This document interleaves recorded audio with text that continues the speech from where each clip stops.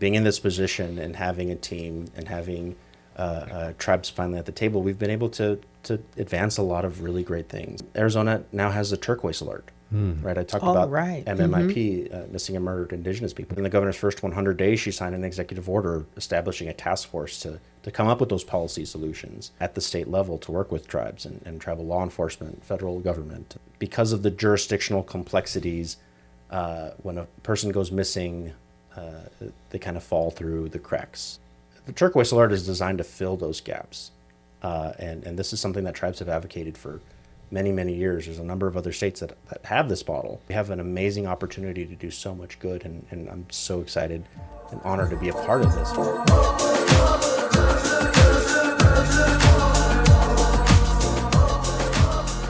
Hello, everyone. Welcome to The Native Edge. I'm Chris James. I'm here with my co-host, Yvette Fielder. Hey, man, it's been a minute. I know. The summer flew by. Yeah, not heat-wise, though. No, it was a little stagnant. It was in the warm valley. today. I think it's still 105 yesterday. But it's cooling off. And we did It's see some of the cooling off. leaves Yes, it is. changing. I did see a leaf change. One. One leaf. One Yes, leaf fell. one leaf fell off On your car. on my car, on my very dusty car. Yeah. So here in Arizona, and I love Arizona. This is my great state, But when it rains, my wife and I like to, for whatever reason, pull out the cars, which is not a good way to do it. Because the idea is like the rain's going to wash your cars, but here in Arizona, the rain is thick with dust. So It's just sprinkles, and then it makes it muddy and dusty. Yeah. And so you have to get one of those little drive-through plans. They're like $20. $20 a month, and I've wash gone the a couple car. times. But I have not done that, so my car does look like it's been through the desert in a dust storm. Well, you brought the rain when you put your car I out did. after you washed it. I did. Then you can go again. Yeah. So tell us a little bit. You have been rocking and rolling this summer, traveling through the country. Just the past couple of weeks, you were on tour. Yes, we went to, we were in Browning, Montana. And right at the base of Glacier National Park. Wow. Beautiful country. We had a really great crowd there. And that was a Native Edge Institute? Yeah, it was a Native Edge Institute right in Browning, Montana with the Blackfeet tribe. Key Bank. That was still an SBA funded one. and supported. Great. And then we went on. We landed on, Friday, and turned around and went to Portland on Sunday. Okay. And just got back from a Native Edge Institute in Portland, Oregon. Yesterday. Yep. We had one.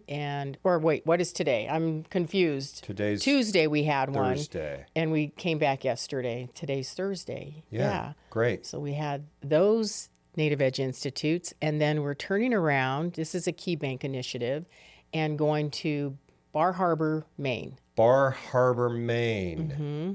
That's up there. It is. And that's next week? That is next week on Thursday. Wow.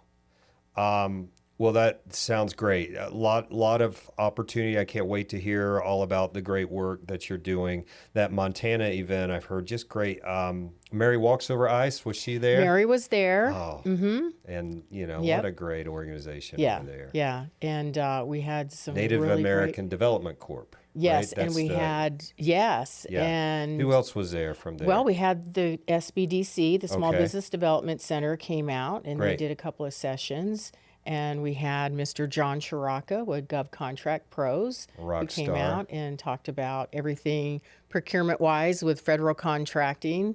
And we had agricultural piece with Sky Gillham and the tribe, with the Blackfeet tribe. Great. And so that was a really great session. You can always go back and watch the Native Edge Institutes because they are taped before our live audience, and they're uploaded onto YouTube. By the way. Taped before a live audience. Taped before a live audience.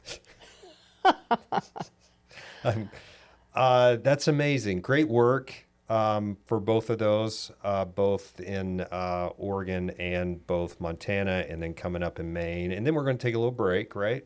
Well, we're going to go on and support one of our friends with management and leadership with Soaring Bird Solutions. Okay. Mm-hmm.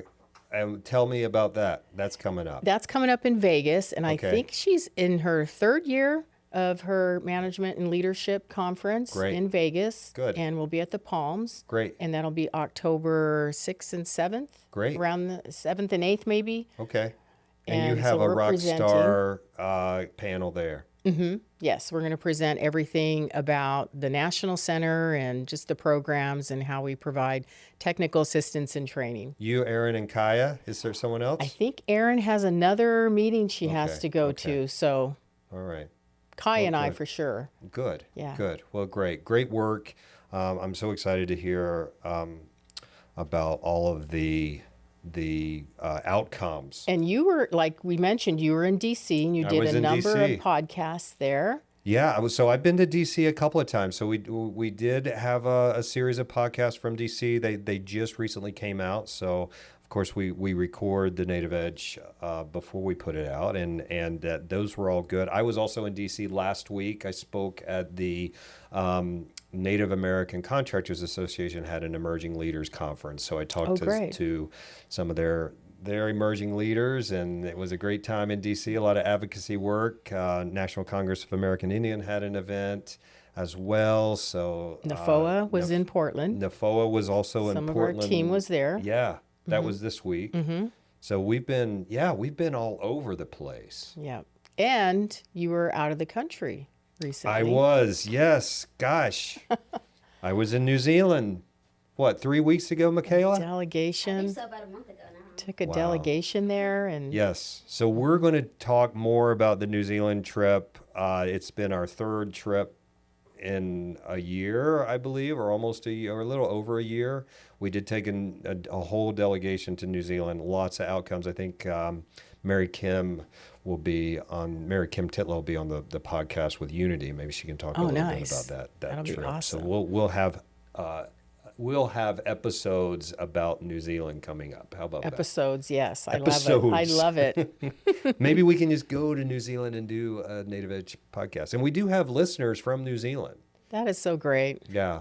Yeah, we have listeners We're all over building the good, world. So strong shouts out. relationships there. I love it.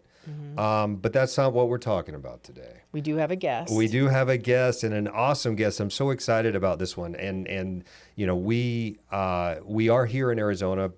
So I want to introduce Jason Chavez. He is the Director of Tribal Affairs for the Office of the Governor, Governor Katie Hobbs, here in the state of Arizona. Jason, please introduce yourself. Welcome to the Native Edge. We're so glad to be here, for you to be here. Thank you so much for having me. Skukdash, Anyap Jigig, Jason Chavez, Apamatrit, Samigel Kikim, Jukukuk Jukshan, Tohono O'odham Nation. Good day. My name is Jason Chavez. I am from the Samigel Village in the Jukukuk district of the Tohono O'odham Nation. And as you said, I am Director of Tribal Affairs for Arizona Governor Katie Hobbs, and I'm super excited to be here. Thank you for having me. Awesome. And we're going to talk about your work with the governor's office. I think that's amazing, and I can't wait to get into all the details about what that office does. But let's start at the beginning. Tell me about, tell me more about where you grew up and the community you grew up and tell us all about it. And we'd love to get all about your background. No, I am a very proud Southern Arizona boy. So y'all are talking about the heat as an O'odham boy. Bring it on. No problem. This is great. And I love the summer monsoons when they come. Even the dust on the car. I do the same thing. But my thing is I like to put a little bit of like dish soap out on the patio and go out there with the broom during the big storms. You get your patio nice and clean. Yeah. The problem is sometimes the rain doesn't last as long as the soap does. So you kind of follow it up with the hose, But that's great. Very, very proud Southern Arizona boy. So I am from the San Miguel Village on the Tohono O'odham Nation. Okay. San Miguel is in the Jukukuk district, which in the village is about 4.5 miles away from the international border with Mexico. Okay. So that's where I grew up for the first 10 years of my life with my parents and my siblings. It was a great childhood. I loved growing up on the res. Yeah. I come from, we were talking before, I come from a long line of cowboys. And it's quite funny because, my family still is involved in the cattle ranching. and I wear a suit to work at the state capitol. And so there's a little bit of a, not really knowing what it is I do. And sometimes the family will call and say, hey, we need help with cattle roundup. Can you come? And I'm like, absolutely. I'm like, I haven't been on a horse in 15 years, but it's great. I love growing up in Southern Arizona. When I was 10 years old, my family, we moved to Tucson area. Okay. That's where I went to school, graduated from Saborita High School and just outside of Tucson. And that's where I spent, my youth. It's great. So I have beautiful, peaceful out there. And it does encompass into Mexico, right. TO Nation. Right. We say TO because we don't want to not pronounce it correctly. Right. Everybody mispronounces TO Nation. Tohono O'odham, but some people go Tohono O'odham. I've heard every variation. No. Yeah. TO. That's great. That's great. A lot of our audience is business owners. And I think ranching, and this is, again, just your opinion because you grew up in it.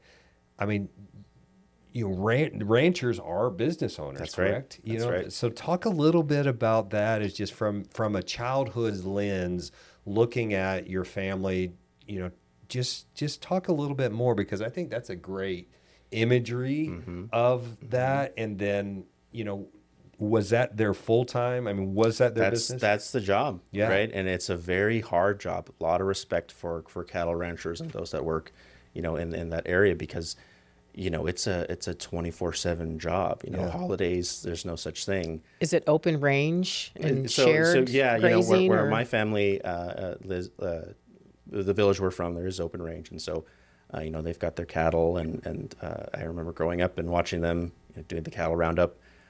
Taking their livestock, to the markets in Tucson or Casa Grande, or even as far as the Phoenix area, and so it's a very time-consuming, demanding line of work, but there's a very proud tradition of cattle ranching within Indian country. Absolutely. That's pretty amazing. And how many heads of cattle did you have at a time? Oh, I couldn't tell you that. Hundreds probably. Yeah. Like I said, I work at the state capitol. I am not the cowboy. Not the cowboy. Well, we've also had like jaguars in that area. New sightings of. Lots of mountain lions and other sort of predators, including, little kids like me that would go out and harass my grandpa's cows. And so it's like I said, it's a 24-hour job. Yeah. Right? You have to be ready for all things. Well, I grew up on not quite the type of ranching farm as you grew up. My farm was a little smaller. We had about 70 acres. Christmas tree farm. At times, my dad grew tobacco. We always had a vegetable garden, a little different environment than here. But it's just the same experience. When I was young, you just have a different experience of just being there and seeing the for us it was trees and vegetables. For you, it was actually animals. So it's pretty awesome. Yeah. So you moved to Tucson. Talk a little bit. Where did you go to college? Yeah. So I was a very non-traditional student. Okay. When I graduated high school, I went to community college because that's what you're supposed to do, right? Everyone tells you. Yeah. High school, couple college. years there. Yeah. And I failed miserably. College was just not for me. School was not something I wanted to do. I wanted to work. Yeah. I wanted to have a paycheck. Yeah. And so it turns out I started working for Pima County, which is the county where Tucson is located there in southern Arizona. And I got a job working in elections administration. I was sort of interested in politics at the time, in elections. It was a big presidential election year. This was 2012, so the race between Barack Obama and Mitt Romney. And the county was hiring all these temporary workers to come in and help run the election, right? Process the ballots that are coming in, check signatures on the early ballot affidavits, run early voting locations, all those types of things. And it was awesome. I had so much fun. Yeah. And after the election was over, the county recorder at the time said, "Hey, you're a tribal member. You're familiar with the Tohono O'odham Nation. The community. The district leaders, the nation's leadership. would you like a permanent job as the Tohono O'odham Nation Outreach Coordinator? So I said, of course, Yeah, that's absolutely. what I want to do. Yeah. And so I got to spend a lot of time out on the nation, registering voters, making sure that voters had access to their polling locations, helping to set up those polling sites so that voters could be able to cast their ballots. What I learned from that experience was, after the election, there was something like a 200% increase in voter turnout great. on the nation. Congratulations. Yeah. Thank you. And what it all came down to was the fact that there was somebody actually out on the reservation encouraging, political And saying we need your participation. vote. Saying we need your vote, right? And it's not about, any, campaign or partisanship. It was just, here's the information you need to go cast your ballot. Please come vote. I don't care who you vote for. Just make your voice heard. Yeah. And like I said, we saw the results of that, which was fantastic. Yeah. And I realized, that there's such a need for this, and this was really my jam, and I wanted to do more things in the election space, and so I decided, I better go back to school. I think now's the time to get that piece of paper. Now I have a much better focus on what it is I want to do. Sure. Yeah. Right. Graduated high school, I had no clue what I wanted to do. Right. And so I sort of needed that direction, that work experience to.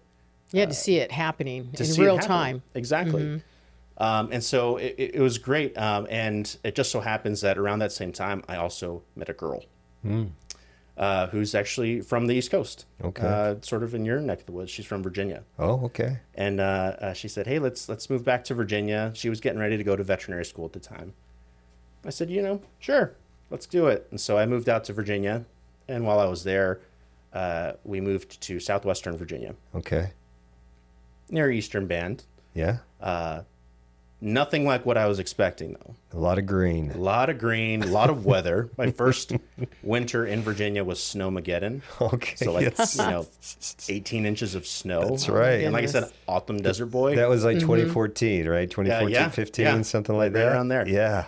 I was ready to come home. I totaled my car on black ice. Oh, no. Yeah. Desert boy, I don't know how to drive on ice. I don't know what Yeah. this stuff is. I don't know snow. Yeah. I will say, Jason, that was an unusual year. well, of yeah. snow. Anomaly. Yeah, Anomaly. It was like no one had seen that amount of Right. snow. I mean, ever. I Yeah. moved to Virginia with nothing but a hoodie, so I was very much unprepared. That's awesome. But it was great, and while we were there, I said, this is a great opportunity to go back to school, and so I went to Virginia Tech, Okay. which was Great school. Great great school. school. It Yeah. was a great place to be there in Blacksburg, Virginia. Yep. But it was also a bit of a culture shock. Very different from the experiences that I had, even at community college, or even just being in the types of education settings in Arizona. At Virginia Tech at the time, there were about 33 Native students, and the entire student population was something like, 33,000 or Right. something. And that was kind of wild to me. You weren't even 1%. Less than 1%. Yeah. Right. But it that quickly became my family, which was awesome. A great group of students. The first year there, we organized the first student powwow, which was great. Way to sort of highlight, the different cultures within Indian country, right? Help to educate folks, right? I think there's a lot of stereotypes They're about like, what's a bird dancer? what's a bird dancer, right? Right? What is a fancy dancer? Yeah. What's a jingle dress? Why are you wearing all those things? Right. And so it was a great opportunity to educate the student body. And, that powwow has continued every year since then, which is really awesome to see. They were probably amazed too at the gourds that, Yeah. Yeah. come from Yeah. this area. And the students, the Native students there at Virginia Tech weren't just from Virginia. Of course, there are tribes in Virginia, and there were some students who were from that area. But there's folks from all over the country, Montana. We even had indigenous students from the islands of Hawaii. And Yeah. so it was a great opportunity to really be there and sort of build that community from the ground up. Yeah. That's And awesome. So that's where I spent about 5 years helping to grow that community. And while we were there, we also got the university to acknowledge Indigenous Peoples Day for the Wow. first time. Great. So it was great. And, I graduated in 2020. And after 5 very cold winters in Virginia, I said it's time to go home. And so we've been back in Phoenix ever since then. So, one, great work. I think that work you did, just as a student, but also getting folks together, organizing the powwow. Yep. I mean, that's definitely an advocacy type work that's not like you're at the Capitol building, right, but you're still getting a group of people to do one voice. And I think that's awesome. And I commend you for that. And it's great to have that legacy, and you should be very proud to be like, oh, I was part of this, absolutely, that is going to be hopefully there forever. So that's great. So back here now, it's 2020. You're back in Arizona. Yeah. What's next for you? So, like I said, elections, that's really my background. Yeah. Elections administration. And I moved back, and that was obviously a presidential election year. Mm-hmm. And I said, let's find an opportunity to work in elections again, hopefully doing some tribal stuff. But, I'm really interested in the electoral process itself and how to make elections work. And so I got a job at the Secretary of State's office. Wow. And this is a time, Jason, talk about in 2020, let's jog people's memory, or people may not even know. Arizona was like, it was a hot spot in the country in this election.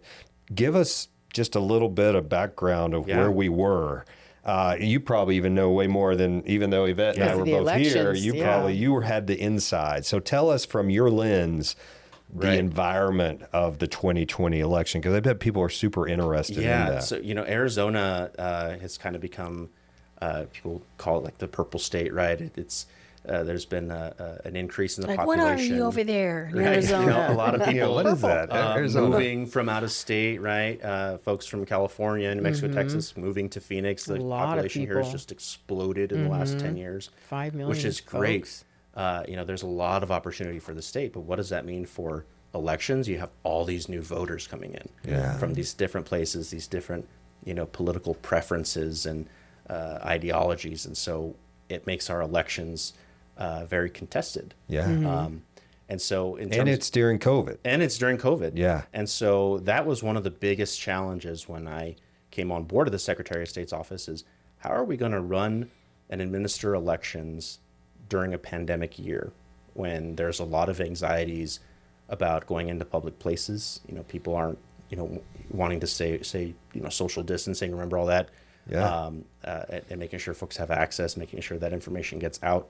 And this was particularly true for Indian country, right? Remember during the pandemic, some tribes shut down their borders. Some tribes rightfully completely shut down. And tribes were uniquely impacted by the virus itself. Absolutely. And so there, even still today, you see a lot of these anxieties about COVID or, even flu seasons upon us. And so that culture was really different than it was sort of in the urban areas where, there was a sort of a hesitancy to, adopt face masks or wear face masks, things like that. You really saw that sort of embraced within certain tribal communities.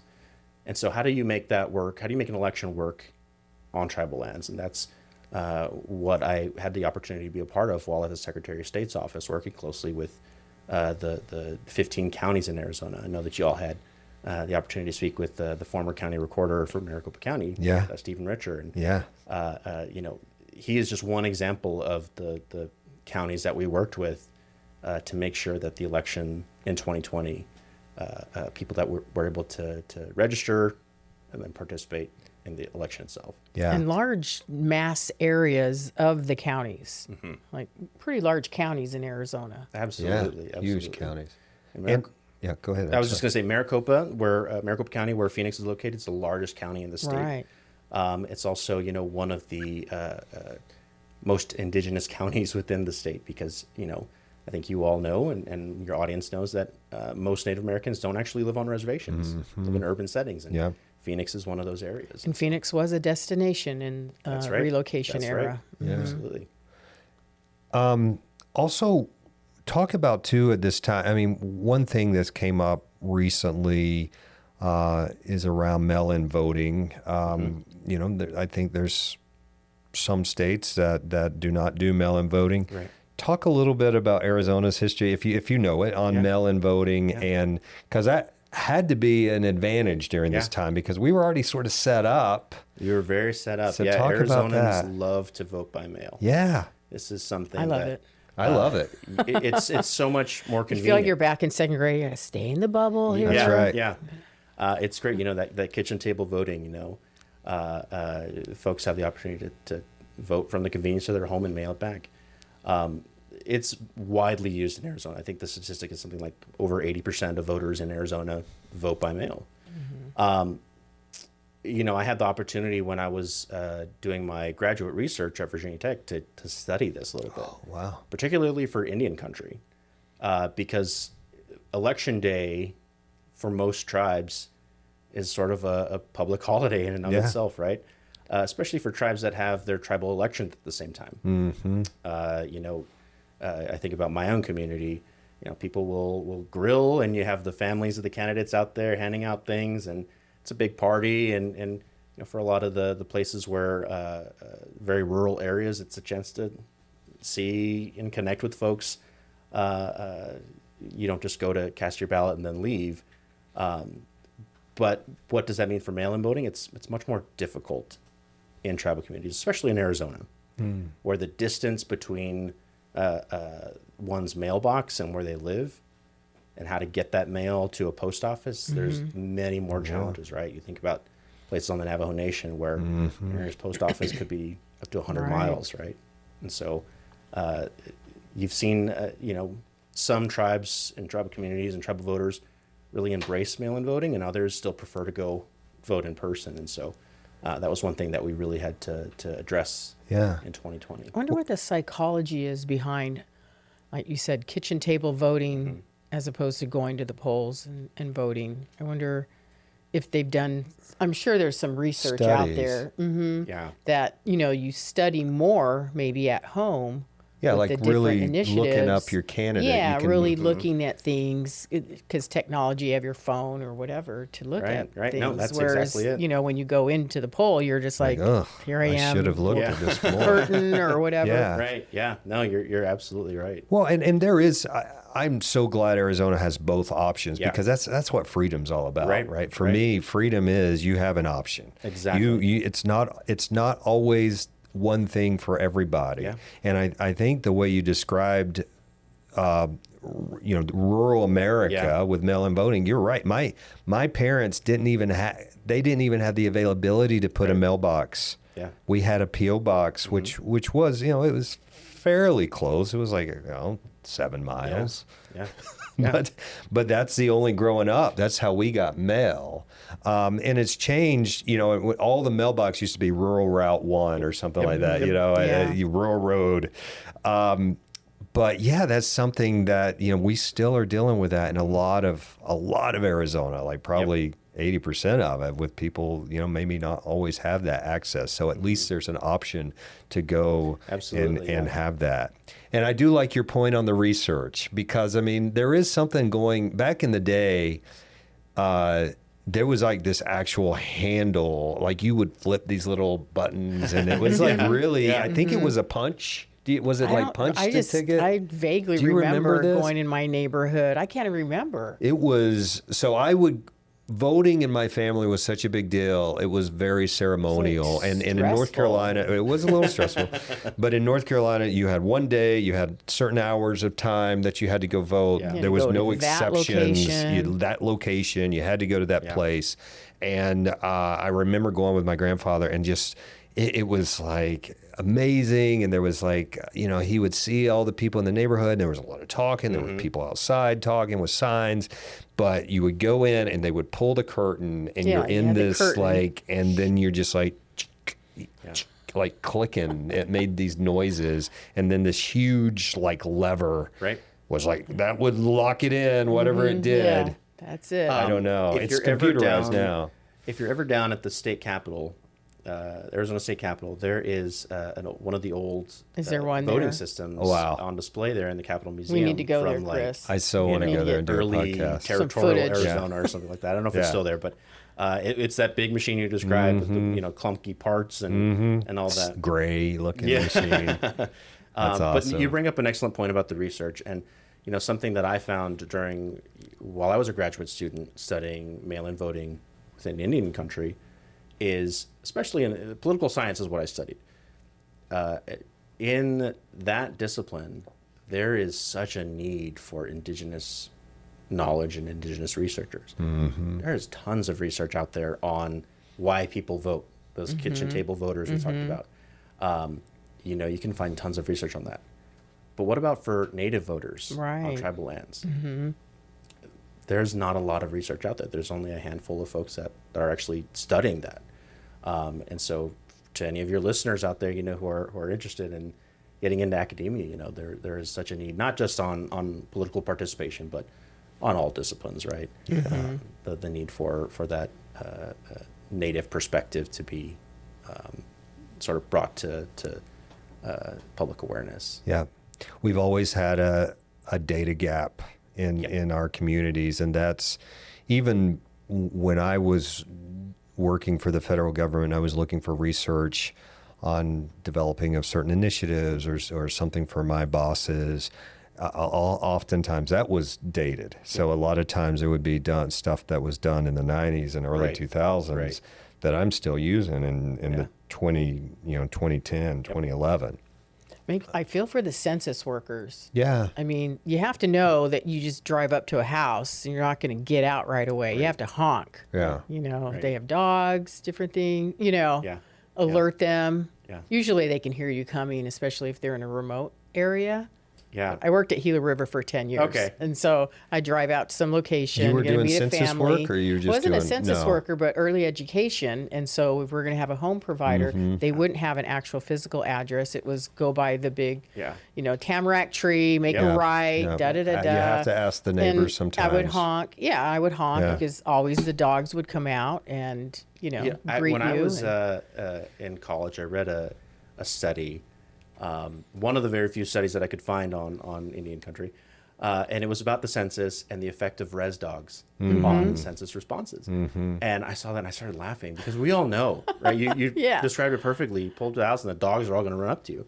But what does that mean for census workers and the ability to actually collect data? So it was very fascinating. I wish I could find that study.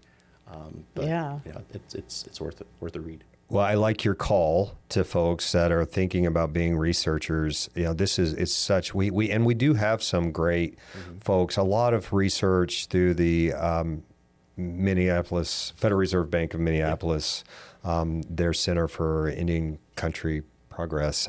But they have done stuff around business and economic, but I doubt they've done anything around voting. So very interesting to get folks on that.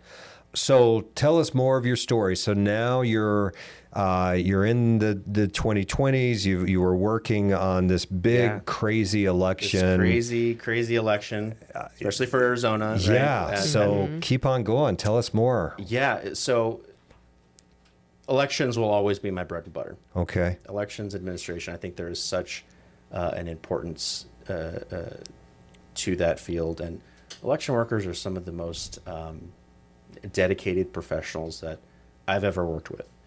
But after the 2020 election and the aftermath of that, the backlash, all and just everything, the controversy, turmoil, the conspiracies. People got beat up and mentally death beat threats, up. Calls, it was very hard. It was very hard to come back to work, and I stuck with it for another couple of years.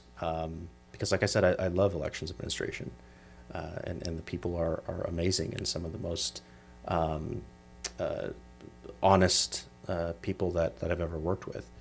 But it was very hard. And so I stayed there for another couple of years working on some things with the Secretary of State's office. And at the time, the Secretary of State, Secretary Hobbs at the time, was running for the governor's office. And when she was elected in November 2022, she asked me to come with her to the governor's office. And I immediately jumped at that opportunity. And I've been with the governor's office since she was sworn in January 2023. That's great. And she has, as a governor, she's up for re-election in 2026, but over the past 3 years, there's been a lot of amazing things and some of the work. So talk about some of the work you've done along with the governor, and if there's anything specific that you guys are really proud of, that you're like, yeah, we did this. Tell me about that. There is so much opportunity in the state. The governor has put tribal affairs, has really prioritized that within her administration at all levels. And that's something that I'm very proud of. But what does that mean on day one? It looked a little bit different. And a lot of it was coming in and saying, oh man, we need to do better. Right. One of the governor's main asks of me when she gave me the job was to revitalize the governor's office on tribal relations. So the governor's office on tribal relations is the dedicated agency responsible for working with tribes and state agencies and sort of managing that relationship. Sometimes I kind of liken it to the Bureau of Indian Affairs for the state of Arizona. Sure. We work with all the state agencies.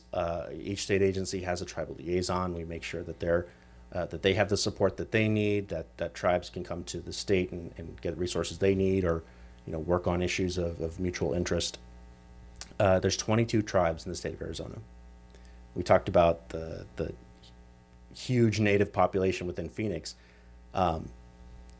Arizona, I think, is like one of the top 5 states with the highest native populations. 27% of the state's total landmass is tribal land. Mm-hmm. And in the governor's office on tribal relations, for many, many years, there was only one staffer. Wow. Dedicated for all things tribal affairs. We've had, in just the 3 years that we've been there, we've grown that office by 6 people. We're up to 6 staff now. Okay. That's myself, a deputy director. We have a tribal policy advisor who's responsible for just that, tribal policy, working on issues and proposing solutions to those issues. We have the state's first ever MMIP coordinator, who's responsible for addressing and developing solutions to the missing and murdered Indigenous peoples crisis. Mm-hmm. We have a project coordinator that gets to do lots of fun things, be out in the community and make sure that folks know that this office is a resource. And then, of course, an executive assistant that keeps us all running. But it doesn't just stop at those 6 people. We've really spent a lot of time with our state agencies. Like I said, each state agency has a tribal liaison. That's something in statute. But when we came into office, we found that not every state agency had one. We've worked really hard to make sure that all the state agencies have that dedicated person, that point of contact for tribes. And they all do now. And it's great. And we've worked really hard to make sure that those agencies also have a tribal consultation policy. You've worked in federal government. You know the importance of tribal consultation, that direct government-to-government communication. And so we've worked to make sure that those agencies have that policy on the books and that they're following that policy. What I've heard from tribes in the past couple of years has really been about the state's relationship with tribes prior to this administration. The inability to get in touch with anyone. The governor doesn't show up, or the state doesn't prioritize tribal relationships, or we feel like we don't have a seat at the table. We feel like we're hearing about things after the fact. Mm-hmm. We've really worked hard to change the culture of state government, and that's something that I'm very proud of. And it's amazing, how, not that this work was easy work, right, but once you started putting the implementation in, people should be like, oh, well, that makes sense. It makes so much sense. And especially with every agency, because the work that I've done historically on the federal side, it was so important to have those liaisons at every agency. And I was part of the interagency, White House interagency, tribal affairs. And so it's so important to have that importance of, because there's issues that tribes deal with, if it's agriculture, or if it's land management, or if it's water rights, all the things that you're dealing with, it's good to have a liaison, and it's good to have someone there. And I think it's also for this office the elevation of it is so important. Absolutely. You know, making sure that we have the voice, making sure that we have that seat at the table. So I commend you about that and working on that. So tell us some of the things that beyond the organization of the office, what are some of the issues that you've been working on recently? I mean, I think you touched on it perfectly. Every issue is a potentially Every tribal issue is an issue. Tribal affairs. Because it tribal touches affairs all is of the everything. Everything lands. touches it. Yeah. Water, I mean, all the land. Yeah. You know, even the water rights, suing, Exactly. you know, farmers Yeah. upstream all the way into Colorado because they diverted, you know, the Gila River, for example, Oh, yeah. with that litigation. But I mean, so it affects everybody, and including all the citizens that, you know, touch and, you know, that they're neighbors of. Water is one of the most important issues that we have the opportunity to address. And we've done a lot of really great work with tribes on making progress on water rights. The governor has committed to advancing those water rights negotiations that had been stalled for many, many years. And everyone who has worked in you know, Indian affairs, tribal affairs, and those of us from tribal communities, we know the importance of water. We hear the stories from our grandparents about water negotiations and water settlements. These are generational 100-year changes famine, you know. that we are working to make progress on. In just the last 3 years, because the governor has said, you know, no, we're going to restart these negotiations. We want to do good things. We want to work with tribes. We've advanced negotiations on so many. So the Northeastern Arizona Indian Water Rights Settlement, you know, giving water rights to the Navajo Nation, Hopi tribe, San Juan Southern Paiute tribe, the Yavapai Apache Nation water settlement. We finalized that one for the Yavapai Apache Nation. And then finalizing the water rights settlement for the Wallapai tribe in northwestern Arizona. And it's huge because you have to work with all of the agencies as well as those corporations. You have Those are not Central easy Arizona lifts. Project, Yeah. Salt River Project. You have all of those that are all affected. They're all You know, affected. They have and, all you the know, board some members. of these negotiations go back to like the 70s. But you know, what it really takes is that leadership, that vision, saying, no, we're going to get this done. I'll point out too that, you know, there are some things that are just kind of silly that we've that have existed in the state government that are sort of those easy things, those nonsensical things. Legal things in the book still, or Well, it's policy positions. So I'll give you an example. For many, many years, the state of Arizona held a policy position, not a statute, not a law, held a policy position for tribes that in order to settle their water rights, the tribes had to agree never to take lands into trust via the administrative process. So what does that mean? If I'm a tribe and I want to settle my water rights with the state of Arizona, I had to promise that I would never get additional lands. Silly, right? Yeah. Yeah. But what this meant for tribes is, you know, I have to, you know, I'm not going to take water rights because my population is growing. People want to return home. Right. I need to build housing. And we came in and we saw that position, and the governor said, absolutely not. Yeah. And we reversed that. And because of that, that is why we are advancing to those settlement negotiations. Because, you know, this is good for our communities. that's Just great. because there are 22 tribes, these tribes are also Arizonans. Yeah. Right. And we're here to work for Arizona. This is something the governor talks about all the time, is making sure that government actually works for the people of Arizona. And that includes those living on tribal lands. They are not some separate entity, even though, you know, tribal sovereignty and all that, but they're also Arizonans. Yes, that's great. Next time somebody says we're a purple state, say, yes, we are. Go Phoenix Suns. You know, it also, the indigenous population, this is their original homelands too. So it's the whole idea is that you can't take something that was originally yours back is ridiculous to me. So I commend that. Tell us that that seems like a little hurdle that you guys overcome. Are there other obstacles that might have been thrown into play that you were able to overcome, or maybe a coalition that historically, for whatever reason, they were not a good coalition, and then, just because of your ability to negotiate, you were able to get them on board? So talk a little bit about that. I think every issue that we've dealt with has a little bit of that. A lot of them are being in this position and having a team and having tribes finally at the table. We've been able to advance a lot of really great things. I'll just highlight one that has been in the news recently. Arizona now has the Turquoise Alert. Right, I talked about MMIP, missing and murdered Indigenous people. Within the governor's first 100 days, she signed an executive order establishing a task force to come up with those policy solutions at the state level to work with tribes and tribal law enforcement, federal government. And one of those recommendations was the state really needs to have an alerting system for Indigenous people.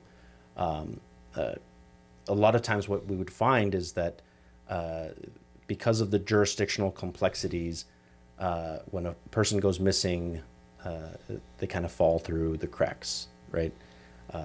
They don't really qualify for an Amber Alert. They weren't abducted that we know of. They're not in danger. That's only for children. Silver Alert, over 65, and it could be, have some challenges there. The Turquoise Alert is designed to fill those gaps. And this is something that tribes have advocated for many, many years. There's a number of other states that have this model, and it's proven successful. And recently this was adopted, and the state actually had its first Turquoise Alert not too long ago. Yeah. And that individual was found safely thanks to that alerting system. So that's what I mean about actually, being at the table and advancing these really positive advancements for our communities that are going to affect us for generations, not just on water or MMIP, but on all the things. And so it's we have an amazing opportunity to do so much good, and I'm so excited and honored to be a part of this for the short time that we're in office. We know that down the road there will be another governor, and hopefully that individual continues on working on tribal affairs, and but there is now that expectation from tribes that they have that seat at the table. And so that's what we're working on now. Well, we commend you for all that great work. What a great role that you're in helping our tribes here in Arizona, and making really, I hope, lasting change in attitudes, and seeing how it's better to work together in collaboration than find solutions, than sitting around yelling and screaming and pointing fingers at each other, which we find ourselves a lot seeing on from outsiders, seeing that happens. Well, we really thank you, Jason, for all that knowledge. Tell me what's next on your horizon. What's next for Jason? So we don't just work on the hard issues. Yeah. We also get to do a lot of really cool things in the Governor's Office on Tribal Relations. In a couple of weeks, we're hosting the first ever Tribal Energy and Economic Future Summit. Great. At the Great Wolf Lodge in Scottsdale. Nice. A lot of people have been asking, why Great Wolf Lodge? Isn't that the big water park? Well, it's also located on tribal lands. Yeah, absolutely. That's the Salt River Pima Maricopa Indian community. So we're hosting that October 15th and 16th. I hope you'll join us. I hope your audience, will join us for that. But it's really about connecting tribes with resources, and we'll have state agencies come in and talk about the work that they have and the grant funding or the technical resources that they have available to support tribes in their economic endeavors. And so we're really looking forward to that. Our office is also responsible for hosting the Indian Nations and Tribes Legislative Day. When we came into office, it was an annual event about 300 people go to, hosted at the state legislature. In the last couple of years, we've seen that explode. Last year, we had well over 1,000 people attend that day. And it's a chance for tribal leaders, tribal representatives, tribal community members to engage with their state leadership. There's a protocol session hosted in the House of Representatives, community resource fair and lunch and panel discussions in the afternoon. And so that'll take place January 14th of next year down at the state capitol. So we're really excited about that and getting started on planning for that. Well, we'll make sure we have links on that information, a link to your office. I always like to ask people, because you have a very busy life, it sounds like you got a lot going on. What's some of your advice to our listeners on work-life balance? Because that's a big thing we always talk about. Yeah. You got to balance that. What do you do to keep yourself sane? So when I started this job in 2023 in the governor's office, it's a very demanding job. There's no such thing as a day off. 3 months later, my first child was born. Huh? I say first child, my only child. My son was born in March of 2023. And it's been amazing watching him, grow in the past couple of years. He's 2.5 now. He's really into baseball. Oh, kids are so awesome. Kids are awesome. He's great. The Diamondbacks are his team. And they're in the wild card chase right now. We'll see. I don't know, by the time this airs, maybe there'll be some changes, but we're very proud of our Arizona Diamondbacks and wishing them all the best. Good. But he loves watching them, so we'll go to baseball games, and he loves playing baseball. The kid is going to be an MLB player. You heard it first here. That's great. First on Native Edge. Yeah, that's great. That's right. Awesome. So it's a first. That is really what I like to do to balance the stresses of work. Is just hang out with my son. Yeah. Go play baseball at the park, or do something silly together. It's so much fun being a dad. And absolutely. Yeah, that's I'm a dad of 3 adults now, which is I had one of those moments just like that. I was sort of sad last Sunday because of the realization how quickly they grow up. My God. And I had everybody talked says to it until you're there. Until you're there. Like, so I talked to all of them. They're all over the country. Well, one of them's here in Arizona, but they're busy. They're doing their things. I was just sort of sad about it because it goes so fast, and really does. How quickly you go from 2.5 to 18. Just be prepared. Yeah. So before we sign off, you're wearing an amazing necklace, and I see you have the man in the maze in the front. Got the man in the maze. This is the Iadoi, elder brother, and this the maze here tells the journey through one's life, right? All the different turns and challenges that one experiences until they reach the end, the center there. So this was given to me by leadership from the Tohono O'odham Nation. And, it's beautiful. I always like to rock it whenever I'm out, and it's much better than a tie. Yeah, absolutely. Yeah. Jason, thank you so much. Jason Chavez, he is director of the Governor's Office of Tribal Affairs here in Arizona. What a great story. You can reach out to his office. We'll put all of the contact information up if you have questions. I'm sure you love to have people reach out. Absolutely. Please connect anytime. Great. And Great thank to you for have joining the Native Edge. The Native Edge is a part of the National Center for American Indian Enterprise Development. We are a 501c3 nonprofit organization located right here in Mesa, Arizona, but we have offices all over the United States where we work with our native populations in supporting economic development.